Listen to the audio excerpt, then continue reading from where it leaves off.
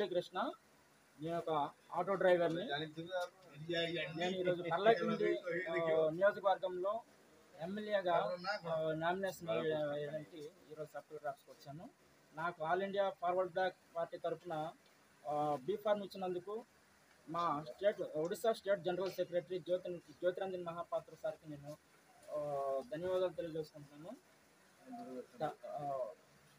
రాబోయే రోజుల్లో మీరు ప్రజలు సమస్య ఏంటనేది తెలుసుకోవాలి. కానీ ప్రతిసారి పాత నాయకులే రావడం వల్ల అభివృద్ధి అనేది జరగడం లేదు. కాబట్టి ఈరోజు 5 కేజీల బియ్యం కూడా ప్రజలకు దొరకడం లేదు. లేబర్ కార్డుల పేరు మీద కూడా లేబర్ కార్డులు దొరికినా సరే బెనిఫిట్లు అనేది దొరకడం లేదు. ఒక మెడికల్లోనే మంచి ట్రీట్మెంట్ జరగడం లేదు. రోడ్లు కాలువల పేర్ల మీద దుర్నీతి జరుగుతుందే తప్ప అభివృద్ధి లేదు.